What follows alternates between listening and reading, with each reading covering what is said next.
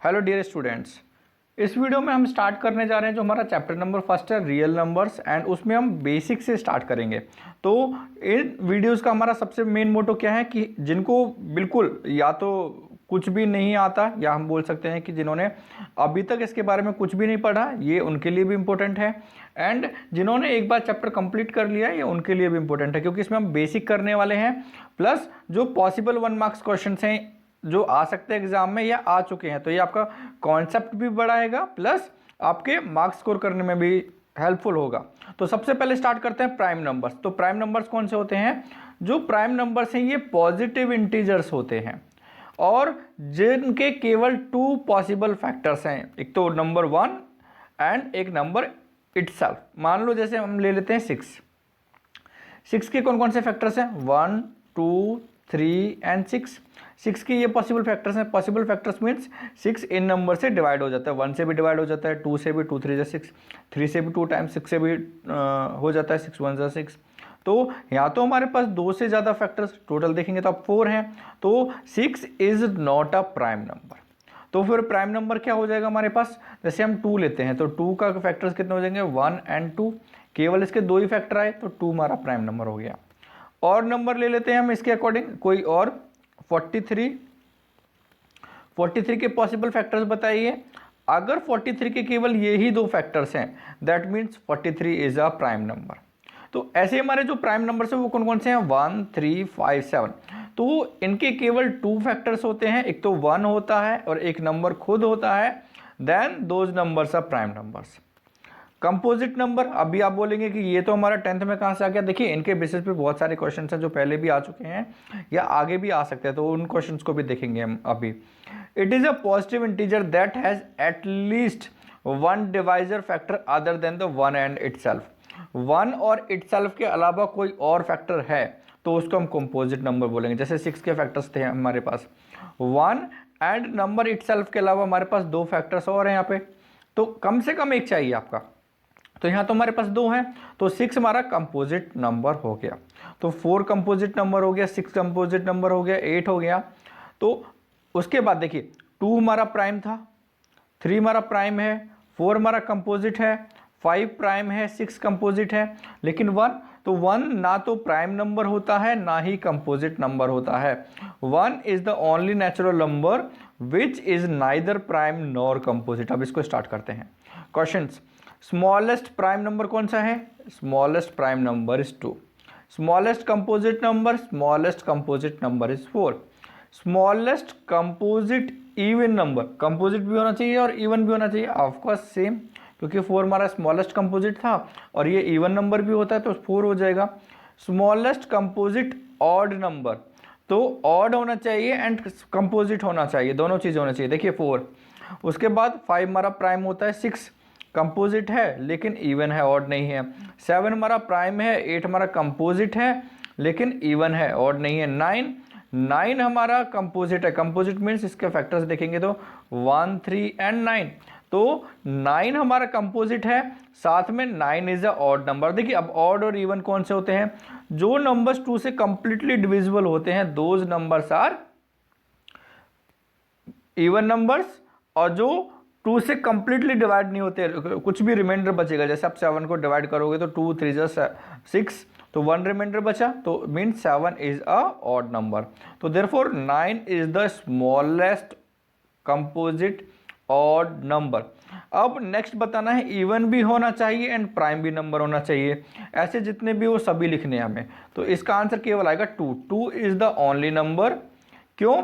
देखिए इवन क्या था? जो 2 से डिवाइड हो जाता है, तो 2 से डिवाइड हो जाता है 2, और प्राइम जिनके केवल 2 फैक्टर्स होते हैं, और हमने अभी लिखा भी था स्मॉलेस्ट प्राइम नंबर इज 2, तो इसका आंसर हमारे पास क्या हो जाएगा? 2। 2 is the only number which is even and prime also. उसके बाद नेक्स्ट कॉन्सेप्ट है कि फैक्टर क्या होता है।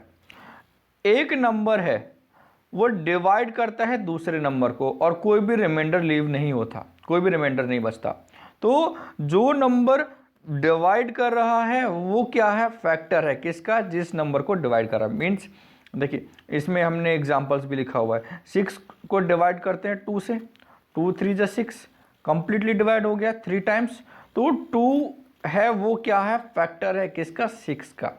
तो ऐसे 6 के सभी फैक्टर्स लिखेंगे तो 1 2 3 6 ये इसके टोटल फैक्टर्स हो गए। अब फिर प्राइम फैक्टर्स क्या होते हैं, देखिए हमारे पास सभी फैक्टर 6 के कितने थे, 1 था, 2 था, 3 एंड 6। तो इनमें से जो जो प्राइम नंबर्स हैं वो प्राइम फैक्टर्स होते हैं। तो प्राइम नंबर्स कौन सा हो गया, 2 एंड 3, 2 एंड 3 है तो 2 एंड 3 प्राइम फैक्टर्स हो गए 6 के। ठीक है, तो अगर आप 6 के फैक्टर्स लिखते हो तो 1 इंटू 6 आता है, 2 3 6 आता है, इसमें दोनों प्राइम आ रहे हैं, तो ये हमारे पास प्राइम फैक्टर्स हो गए। Prime numbers, factors and prime numbers are called prime factors. Smallest factor किसी भी नंबर का क्या होता है, स्मॉलेस्ट फैक्टर किसी भी नंबर का होता है 1। आप कोई भी नंबर ले लीजिए, 1 एवरी नंबर का फैक्टर है, therefore 1 is the smallest factor. Largest factor क्या होता है किसी भी नंबर का, नंबर इटसेल्फ। क्या होता है, नंबर इटसेल्फ। उसके बाद नेक्स्ट लिखा हुआ फैक्टराइज 72। 72 को फैक्टराइज करने हैं तो 72 के फैक्टर्स बना लीजिए आप। फैक्टर्स ओके मैं कंप्लीट करके दिखा देता हूँ। 236, 218, 29, 3 तो 72 के कितने फैक्टर्स हो गए, 2 इंटू 2 इंटू 2 इंटू 3 इंटू 3, ये हमारे प्राइम फैक्टर्स है। ठीक है, तो फैक्टराइज करना था तो ये हमने फैक्टराइज कर दिया, तो ये क्या है हमारे पास क्वेश्चन नंबर 3 का आंसर। नेक्स्ट है क्वेश्चन नंबर 4, एक्सप्रेस करना है 1001 को as a product of prime factors, prime factors के प्रोडक्ट में। तो 1001 क्या ये 2 से डिविजिबल है, 3 से डिविजिबल है, किससे डिविजिबल है, तो उसके लिए आप डिविजिबिलिटी रूल लर्न कीजिए। 2 से नंबर कोई भी कब डिविजिबल होता है, 3 से कब होता है, 4 से कब होता है, अगर आपको नहीं पता है तो मेरे को बता दीजिएगा, मैं इसके ऊपर वीडियो बना दूंगा। ठीक है, अदरवाइज आप 6th क्लास की टेक्स्ट बुक में देख सकते हो। तो ये नंबर होगा हमारे पास किससे डिविजिबल, 7 से। तो 7 1 ज़ा 7, 3 रिमाइंडर 0, 7 4 ज़ा 28, 2 1, 7 3 ज़ा 21, तो ये हो गया 143 टाइम्स। नेक्स्ट होगा ये 11 से, 11 1 ज़ा 11, 11 3 ज़ा एंड 13 1 ज़ा।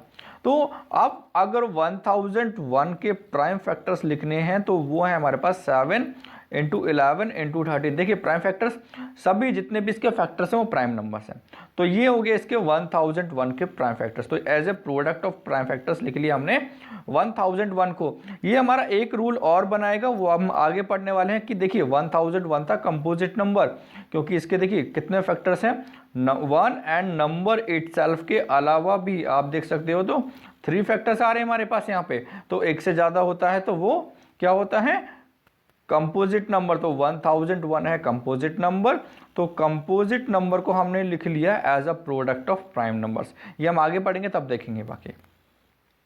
ये भी हमारा इंपॉर्टेंट टॉपिक है, इसके ऊपर भी आपका 1 मार्क्स क्वेश्चन आ सकता है।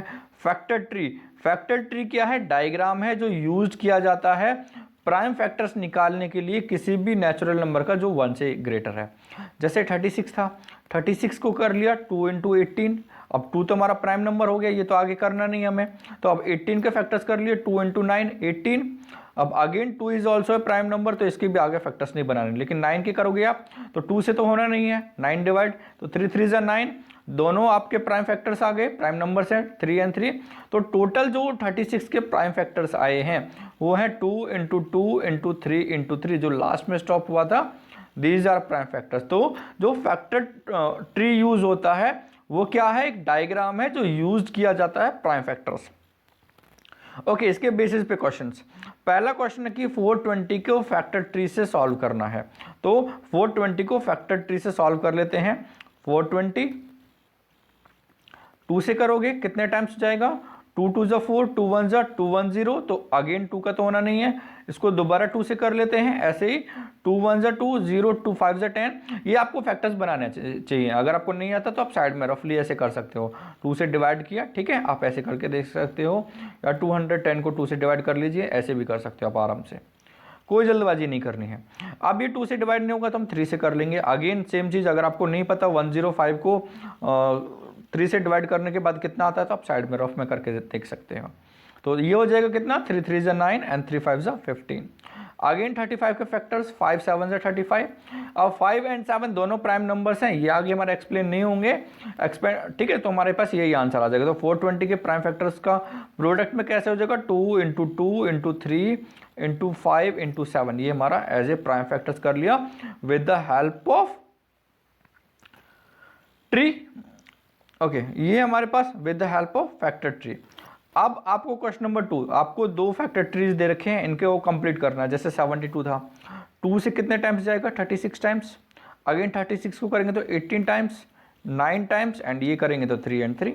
ये इजी है आपका, ठीक है। कैसे किया है दोबारा से, जिनको समझ में नहीं आया उनके लिए एक बार और एक्सप्लेन कर देता हूं।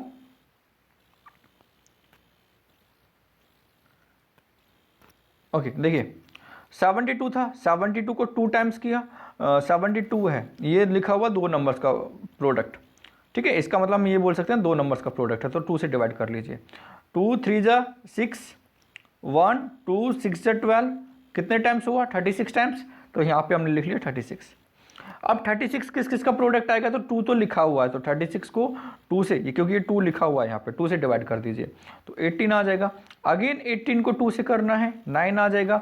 अब यहाँ पे तो कुछ भी नहीं है, तो 9 के फैक्टर्स बना लीजिए, 3 3 जा 9 होता है। इसके अलावा भी आपको पता है 1 इंटू 9 भी लिख सकते हैं हम, लेकिन हमें केवल प्राइम नंबर्स लिखने हैं, तो 3 इंटू 3 हो जाएगा।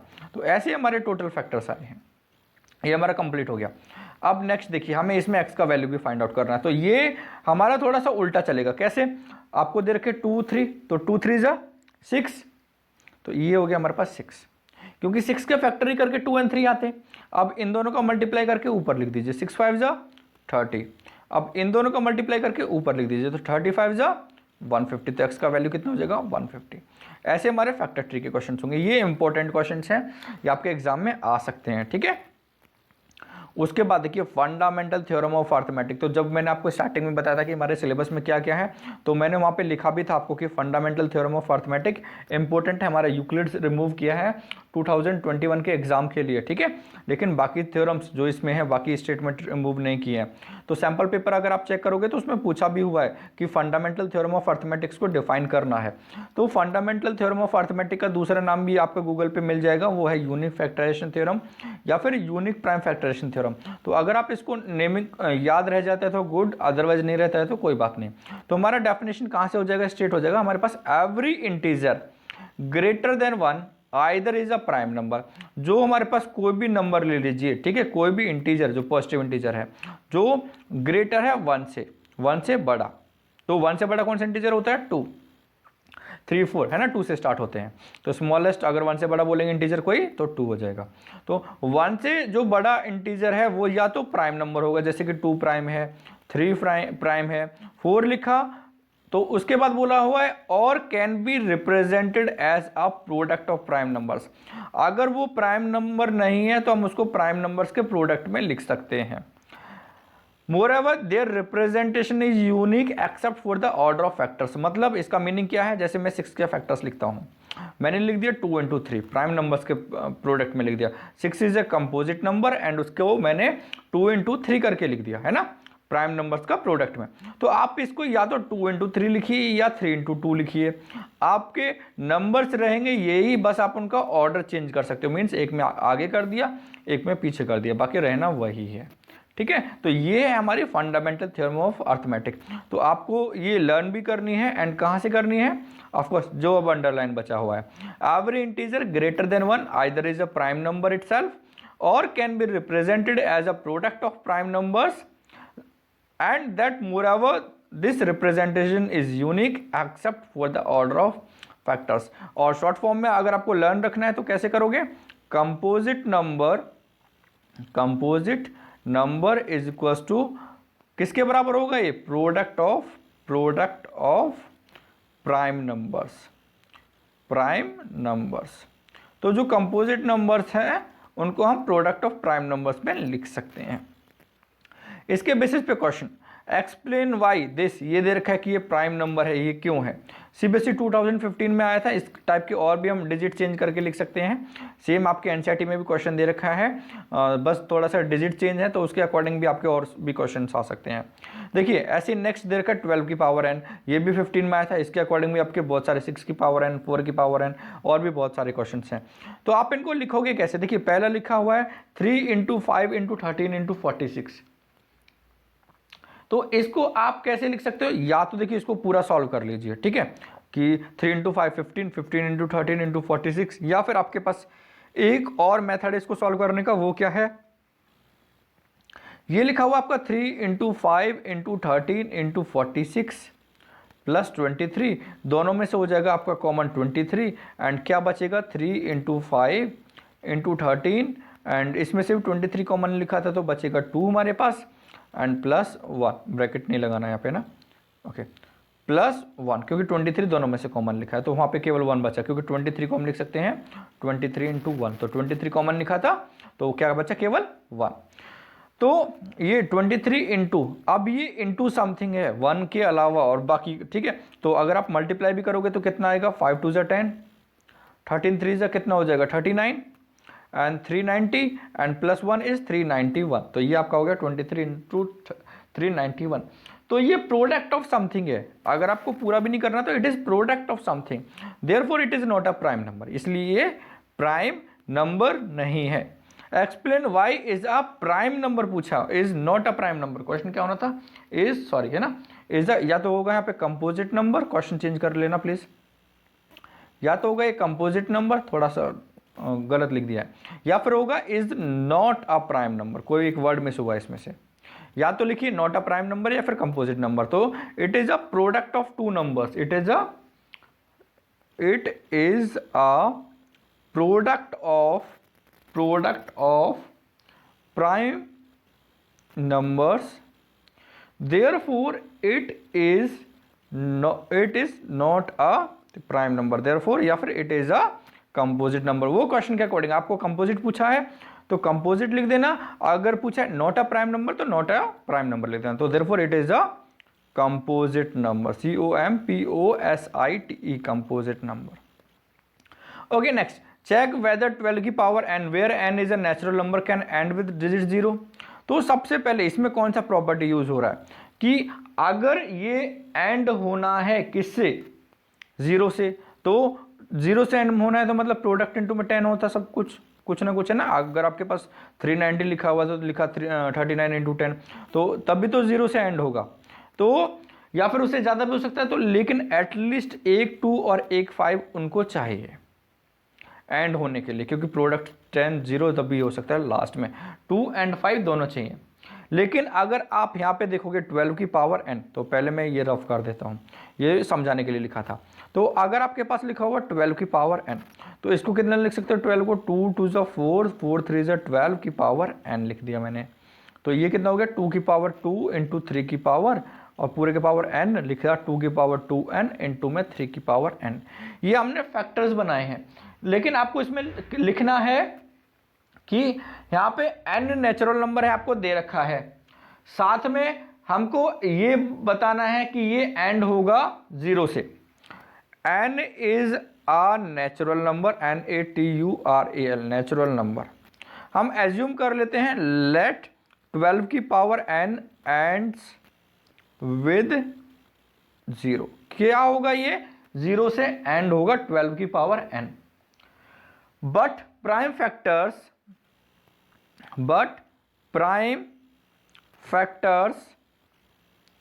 of 12 are 2 × 2 × 3, and 12 की पावर n होना था 0 से, तो हम इसमें क्या बोलेंगे कि 4 की पावर या 12 की पावर जो n है इज डिविजिबल बाय बोथ 2 और 5, बट जो प्राइम फैक्टर्स हैं 12 के हैं वो क्या है, 2 × 2 × 3। इसका मतलब क्या हो गया, दस prime factors of 12 does not contain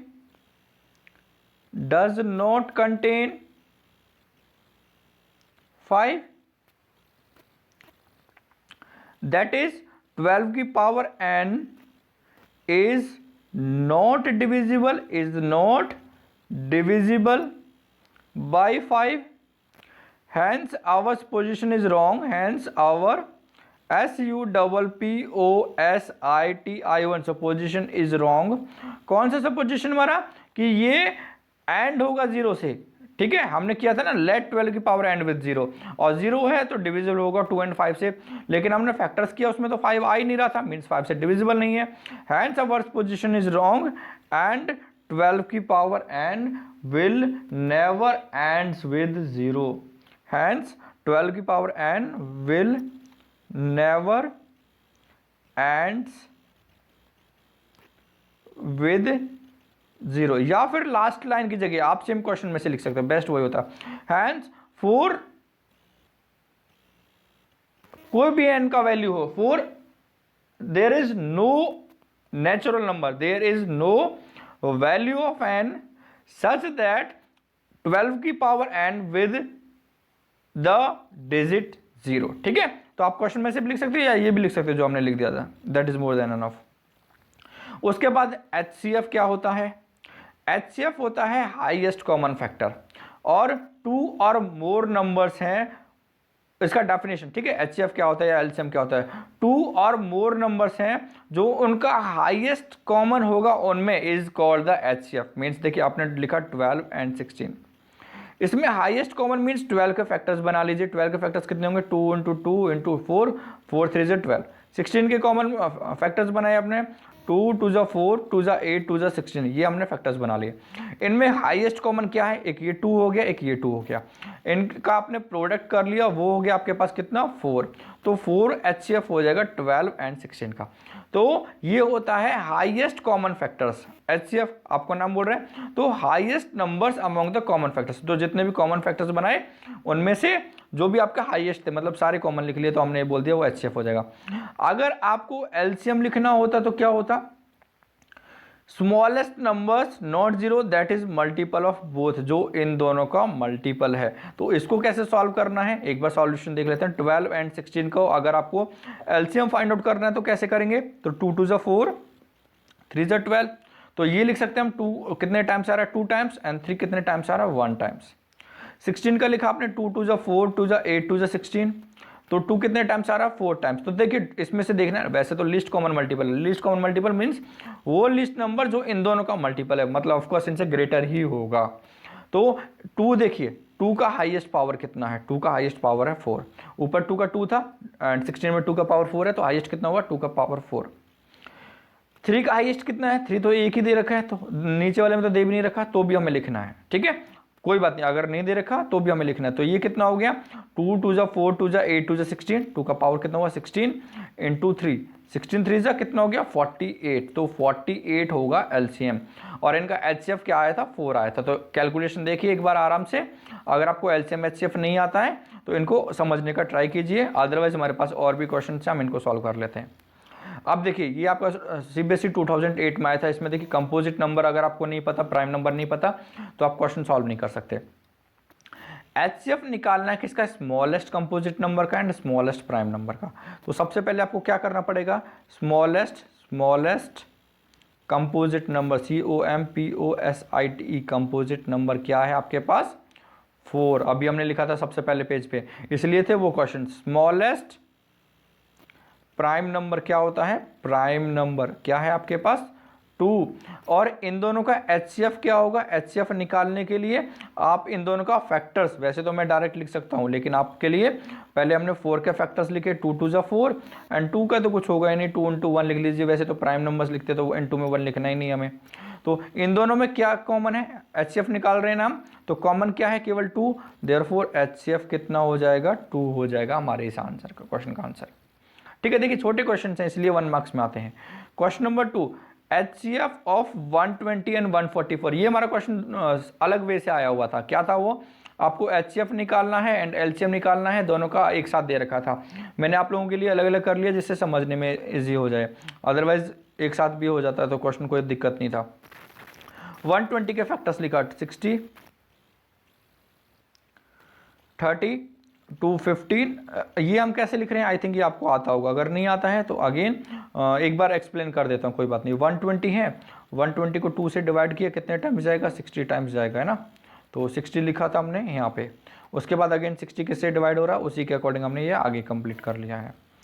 okay, एक दूसरा नंबर इसके साथ क्या दे रखा है, 144। तो 144 के आपने फैक्टर्स लिखे तो क्या हो जाएंगे, ये हमारा 10th क्लास में रफ का वर्क होता है। 2 7 जा 14, 2 2 जा 4, एंड आप लोगों के लिए यहाँ पे लिख रहा हूँ, अदरवाइज आप नहीं लिखोगे, दैट इज़ ग्रेट। तो आपको लिखना कहाँ से है, आपको लिखना है यहाँ से कि 120 के फैक्टर्स कौन कौन से हैं, 2 इंटू 2 इंटू 2, 3 टाइम्स 3 इंटू 5, ये आपके हो गए 120 के फैक्टर्स।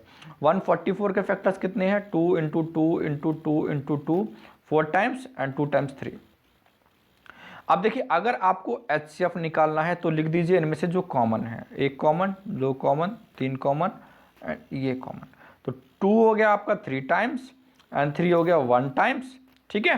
तो या फिर आपके पास एक मेथड और, एंड वो क्या है, अब देखिए ऑफकोर्स 10th क्लास है तो कुछ तो अलग करेंगे। तो 2 का पावर 3, अगर आपको नहीं आता है तो आप इस मेथड से भी कर सकते हो, अदरवाइज क्योंकि ये आपका क्वेश्चन में आएगा फंडामेंटल थ्योरम ऑफ अर्थमेटिक से करना है, तो ये हो गया आपका 2 का पावर 4 इंटू 3 का पावर 2। आपको HCF निकालना है तो हम क्या करते हैं, लोएस्ट पावर, देखिए 2 का लोएस्ट पावर कितना है दोनों में, कम, 2 का पावर 3 है। 3 का लोएस्ट पावर कितना है दोनों में, 3 का पावर ऊपर 1 मतलब कुछ भी नहीं था तो मतलब 1 है ऑफकोर्स, नीचे 3 का पावर 2 तो 3 हो गया।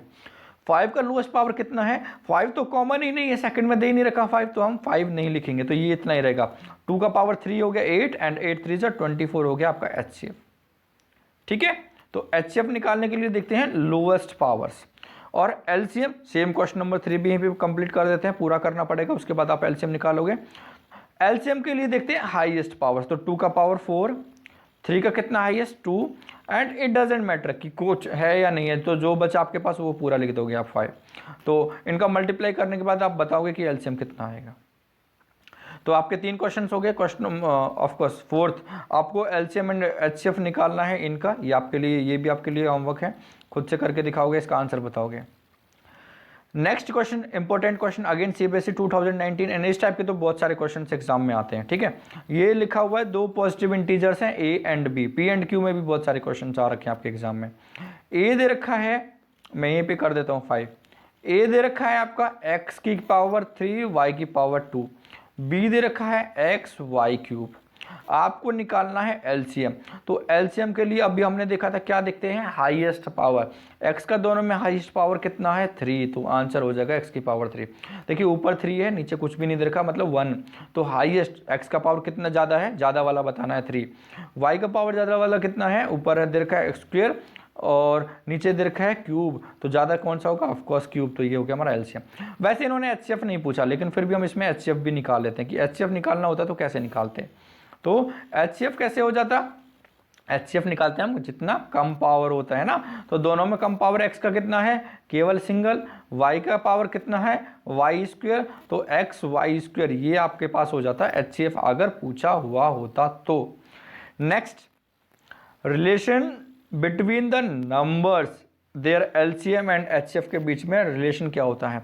अगर a और b, अगेन इंपॉर्टेंट टॉपिक, अगर a एंड b दो इंटीजर्स दे रखे हैं आपको, a इंटू बी दे रखा है, HCF of a into B into में LCM of a into B, मतलब अगर आपको दो नंबर्स दे रखे हैं, हमने लिखे 12 एंड 16, दो नंबर्स दे रखे हैं आपको, तो हमने इनका एचसीएफ एंड एलसीएम दोनों निकाला था। तो एचसीएफ कितना आया था, अगर आपको लर्न हो तो इनका 4 आया था, एंड एलसीएम कितना आया था 48 आया था। तो क्वेश्चन क्या है हमारा, अगर आपको दो नंबर्स दे रखे हैं तो जो उनका प्रोडक्ट होगा वो किसके बराबर होता है, product of HCF and LCM उन्हीं नंबर्स के। तो आप क्रॉस मल्टीप्लाई करके इसको देख लीजिए कि इतना ही आएगा, ऑफकोर्स ये इतना ही आएगा आपका, ठीक है। तो ये प्रॉपर्टी हम आगे यूज करेंगे कुछ क्वेश्चंस में। इंपॉर्टेंट क्वेश्चंस हैं, लास्ट टॉपिक है, इसके बाद वीडियो एंड हो जाएगा, नेक्स्ट टॉपिक नेक्स्ट वीडियो में करेंगे। आपको एलसीएम दे रखा है 26 एंड 91 का 182, तो आपको फाइंड आउट करने की जरूरत नहीं है, एचसीएफ फाइंड आउट करना है। तो देखिए अभी हम जो हमने अभी फॉर्मूला पढ़ा था इसको थोड़ा और एक्सप्लेन कर लेते हैं, ठीक है। क्यों, देखिए a इंटू बी है, तो ये हो गया HCF इंटू LCM, मैं इसे शॉर्ट फॉर्म में लिख देता हूँ समझने के लिए। तो आपको ये हो गया। अगर आपको निकालना है A, एक एक करके निकालते हैं। B दे रखा है आपको, ये 3 क्वांटिटीज दे रखी है, A निकालना है, तो कैसे निकालोगे? तो A इक्वल्स टू हो जाएगा H into l divide by b, HCF into LCM divide by second number. Same आप B निकाल सकते हो, H into l divide by A। तो आपके इसी से 2 फॉर्मूले और हो गए। अगेन और भी फॉर्मूले बन जाएंगे। अगर आपको A इंटू बी दे रखा है, A और B नंबर दे रखे हैं, HCF दे रखा है, आपको दे रखा है जैसे इस क्वेश्चन में था, या फिर हम और भी आएंगे, HCF दे रखा है और LCM आपको नहीं दे रखा, ठीक है? तो आपको LCM निकालना है, तो क्या करेंगे? HCF को डिवाइड में लेके आओ दूसरी तरफ। तो दूसरी तरफ डिवाइड में लेके आओगे तो मतलब, तो A into b divide by HCF, ये हो जाएगा आपका LCM का फॉर्मूला। सिमिलरली आप, अगर आपको A इंटू बी दे रखा है और LCM दे रखा है, तो आप HCF भी फाइंड आउट कर सकते हो, ठीक है? तो एक ही फॉर्मूला एंड उसका हमने क्रॉस मल्टीप्लाई इधर उधर ले जाके हमने अदर फॉर्मूलेज बना लिए हैं। सेम हम इसमें यूज कर सकते हैं। जिनको समझ में नहीं आया खुद से ट्राई कीजिए, समझ में आएगा कि कैसे हम इधर उधर लेके जा रहे हैं। ओके, ये देखिए इसमें क्या दे रखा है आपको, हम धीरे धीरे कर लेते हैं ये क्वेश्चन। आपको A दे रखा है 26, B दे रखा है 91, उनका LCM कितना दे रखा है 26 एंड 91 का आपको 182। आपको HCF फाइंड आउट करना है, तो HCF का फॉर्मूला क्या हो गया? Product of two numbers divide by LCM। तो 26 into 91 divide by 182, cancel out करना है तो मैं तो डायरेक्ट कर देता हूँ, आप धीरे धीरे कर सकते हो। तो HCF आ जाएगा 13। कैसे किया आपको, अब ये मत पूछना कैसे किया है ना। तो 91 से डिवाइड किया 182 टाइम्स, अब धीरे धीरे भी कैंसिल आउट कर सकते हो, लेकिन इतना याद रखना ऊपर नीचे कैंसिल आउट होते हैं, ये दोनों कैंसिल आउट मत कर देना, ठीक है? तो अदरवाइज आपका रॉन्ग हो जाएगा। ओके, इसके बाद सेकेंड क्वेश्चन, आपको HCF दे रखा है, LCM दे रखा है। तो HCF दे रखा है, अगेन हम इसमें वही लिख लेते हैं। आपको 2 नंबर्स भी तो दे रखे हैं। 2 नंबर्स कौन कौन से हैं? 253 एंड 440, ये आपके 2 नंबर्स हैं। तो ये आपका क्या हो गया? फर्स्ट हो गया A एंड सेकंड हो गया आपका B। मैं ऐसे लिख देता हूँ, है ना, एक A हो गया, B हो गया। HCF कितना दे रखा है आपको? 11। आपको LCM फाइंड आउट करना है और वो लिखा हुआ कि 253 इंटू R है, आपको R का वैल्यू पता होना चाहिए। तो आप तो या तो ये लिख दीजिए कि वी नो दैट, और देखिए ये तो 2 बार आ रखा है 2011 एंड 12 में। क्वेश्चंस जो हमें आते हैं वो हमें इजी लगते हैं, लेकिन ये ही अगर हमको क्वेश्चंस नहीं आते तो यही क्वेश्चंस हमको टफ लगते हैं, ठीक है? तो अब ये तो आप इजीली कर सकते हो। तो 253 इंटू 440 इक्वल्स टू HCF कितना है? 11, LCM कितना है? 253 इंटू R।